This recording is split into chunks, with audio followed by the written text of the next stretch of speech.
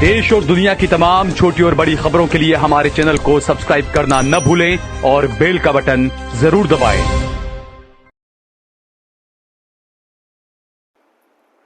नमस्कार दोस्तों, स्वागत है आपका देश लाइव में। आपके साथ मैं हूं आशिमा त्यागी। दोस्तों, सोचिए कि जिस नेतन्याहू को पूरी दुनिया में सिक्योरिटी का मास्टर कहा जाता था, आज वही नेतन्याहू अपने ही घर में घिर चुका है, अपने ही यहूदियों के गुस्से में, अपने ही सेना के इनकार में, और ऊपर से एक ऐसा हथियारों का जहाज जो सऊदी के नाम पर पकड़ा गया और सीधे इजराइल जा रहा था।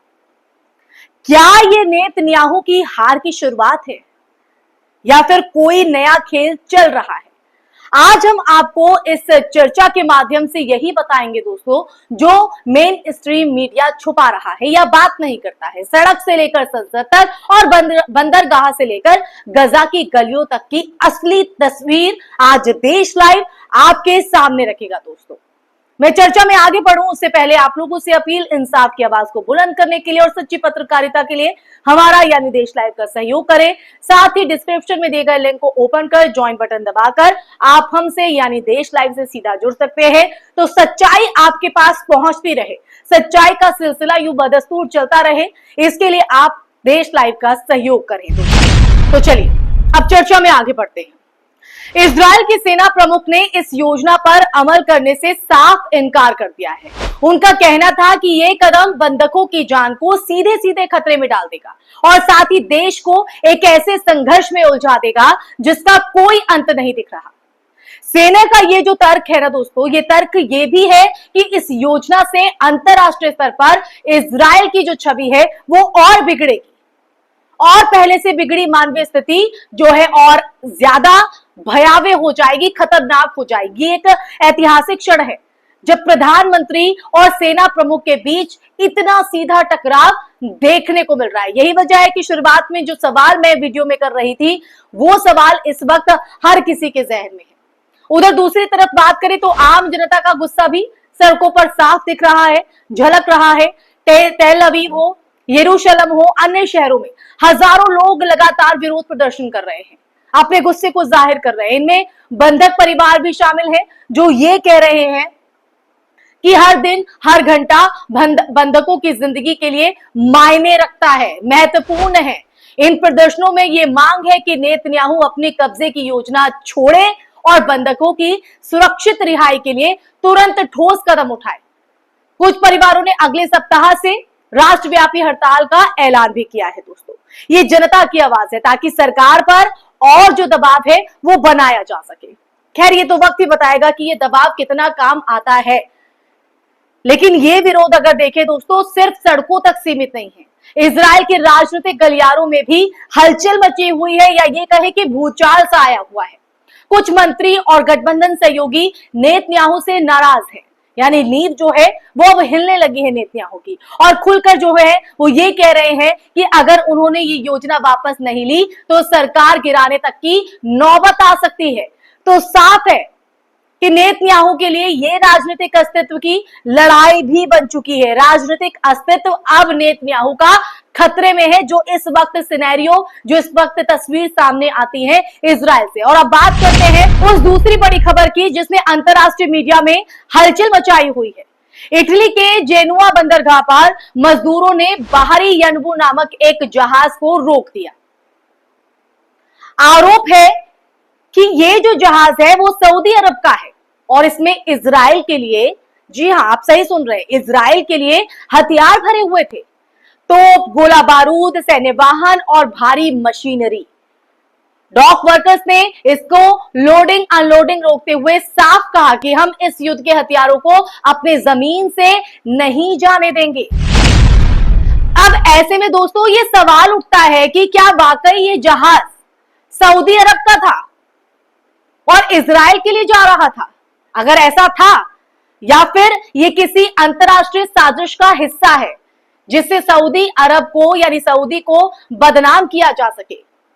सऊदी अरब ने इस मामले पर कोई आधिकारिक टिप्पणी जो है वो नहीं की है, यानी कोई ऑफिशियल अनाउंसमेंट सऊदी अरब की तरफ से नहीं आई। लेकिन क्षेत्रीय राजनीति में यह घटना एक नया विवाद जरूर खड़ा कर चुकी है। क्योंकि सऊदी अरब की बात मैं इसलिए क्यों कर रही हूं, क्योंकि अरब देश अब तक फलस्तीनियों के हित में खड़े नहीं हुए हैं। अगर आरोप सही है ना, तो ये सीधे सीधे सऊदी की उस आधिकारिक नीति के खिलाफ है, जिसमें वो ये कहते हैं कि गजा के नागरिकों के लिए मानवीय सहायता चाहते हैं, ना कि हथियार। इटली के मजदूरों का ये कदम सिर्फ एक जहाज रोकने तक सीमित नहीं था दोस्तों, ये एक प्रतीक था, ये एक साइन था कि यूरोप के अंदर भी आम लोग और ट्रेड यूनियन इस युद्ध में अपनी सरकारों और उद्योगपतियों की मिलीभगत पर सवाल उठा रहे हैं, प्रश्न चिन्ह लगा रहे हैं। यह सवाल नेतन्याहू के लिए भी असहज करने वाला है। असहज इसलिए क्योंकि अंतरराष्ट्रीय हथियार आपूर्ति पर रोक और पाबंदियां उनके युद्ध के सपनों पर सीधे सीधे चोट करती है या सीधे सीधे घात करती है। और अब वॉर अपडेट पर भी एक नजर डाल लेते हैं दोस्तों, उससे भी आपको रूबरू कराना महत्वपूर्ण है, क्योंकि गजा में जो हालात है वो दिन पर दिन बदतर होते जा रहे हैं। संयुक्त राष्ट्र की रिपोर्ट की अगर बात करें तो उसके मुताबिक अब तक भूख और कुपोषण से मरने वालों की जो संख्या है वो 217 हो चुकी है, जिनमें 100 से ज्यादा बच्चे शामिल हैं। और आपने तस्वीर भी देखी होगी, कितनी तस्वीरें जो हैं वो विचलित कर देने वाली है, जो आप स्क्रीन पर भी देख रहे हैं। सिर्फ 14% मानवीय सहायता गजा के अंदर पहुंच पाई है, जबकि लाखों लोग पीने के पानी, दवाइयां, भोजन के बिना जीने को मजबूर हैं। आप देखिए, कल्पना भी नहीं कर सकते हैं कि वो लोग कैसे जी रहे होंगे, कैसे गुजर बसर कर रहे होंगे। इजराइल की बमबारी अभी भी वहां पर जारी है और कल रात की गई कई रिहायशी इलाकों पर हमले हुए, जिनमें दर्जनों लोग मारे गए, दर्जनों लोग। नेतन्याहू के समर्थकों का यह कहना है कि गजा सिटी पर कब्जा कर लेना एक रणनीतिक मास्टर स्ट्रोक होगा, जिससे हमास की ताकत पूरी तरह टूट जाएगी। लेकिन विरोधियों की अगर बात करें तो विरोधियों का यह तर्क है कि यह सिर्फ युद्ध को लंबा करेगा, बंधकों की जो जान खतरे में है वो डालेगा और अंतरराष्ट्रीय अलगाव को और गहरा कर देगा, यानी स्थिति जो है वो और विकट होगी। इन दोनों घटनाओं को अगर देखा जाए तो इन दोनों घटनाओं में इजराइल के अंदरूनी विरोध और सऊदी जहाज विवाद को अगर जोड़कर देखें ना, तो तस्वीर साफ होती है, क्लियर जो है वो दिखाई देती है कि नेतन्याहू के लिए यह सिर्फ गजा का युद्ध नहीं, बल्कि राजनीतिक और कूटनीतिक मोर्चों पर भी एक कठिन जंग है।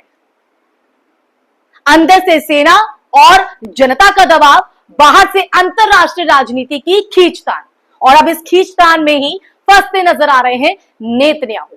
ये दोनों उनके कदम रोकने के लिए काफी हैं। सवाल यह है कि नेतन्याहू इस दोहरी मार से कैसे निपटेंगे।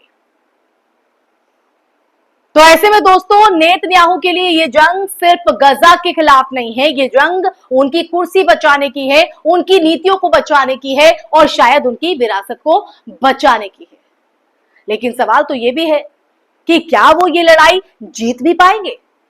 क्या जब अपने ही लोग सड़कों पर उतर जाए, सेना ना कह दे, दुनिया भर में हथियारों की जो सप्लाई है उस पर रोक लग जाए या लगने लगे, तो कोई भी ताकतवर नेता कमजोर पड़ जाता है, जो इस वक्त नेतन्याहू पे भी दिखाई दे रहा है। ये बात उन पर सटीक बैठती है। और गजा में जो बच्चे भूखे मर रहे हैं, जो परिवार अपने घरों से उजड़ रहे हैं, उनके लिए राजनीति कोई मायने नहीं रखती दोस्तों। उनके लिए मायने रखता है, उनके लिए मायने रखता है सिर्फ एक चीज, वो है शांति। क्या हम वो शांति दिला पाएंगे? तो अगली बार जब आप खबरों में नेतन्याहू का चेहरा देखें तो याद रखिएगा, जहन में रखिएगा दोस्तों कि कैमरों के पीछे की जो सच्चाई है वो सिर्फ जीत और हार की नहीं, बल्कि इंसानियत के बचे रहने की लड़ाई है। और इस लड़ाई में देश लाइव तो ये मुद्दों पर बात कर आवाज को बुलंद कर आप लोगों से लगातार ये सहयोग की अपील कर रहा है। अब बारी आपकी है कि आप कैसे गजा के उन लोगों की, भूखे बच्चों की, दर्द भरी आंखों से भरी महिलाओं की, जिनके घर उजड़ रहे हैं, उन लोगों की कैसी सहायता करेंगे। इसी के साथ इस चर्चा में यही विराम लगाती हूँ। आपको ये चर्चा पसंद आई हो तो आप मेरी बात से इत्तेफाक रखते हैं, सहमत हैं, असहमत हैं, अपनी दोनों ही राय कमेंट बॉक्स में कमेंट करके जरूर बताइएगा दोस्तों। और वीडियो पसंद आई है तो उसे ज्यादा से ज्यादा शेयर कीजिए, हमारे चैनल देश लाइव को सब्सक्राइब कीजिए, ताकि ये जो सच्चाई का सिलसिला आप तक पहुंचाने का है वो यूं ही चलता रहे, इसमें कोई रुकावट पैदा ना कर सके। क्योंकि कुनबा जितना बड़ा होगा, सच्चाई उतनी ही लोगों के पास पहुंचेगी और आवाज उतनी ही बुलंद होगी। तो देश लाइव की यही मंशा है कि आम नागरिक की आवाज बुलंद हो सके, तो हमारा सहयोग कीजिए। इसी के साथ आपसे इजाजत लेना चाहूंगी, फिर हाजिर होंगे एक नए विषय के साथ। नमस्कार, जय हिंद।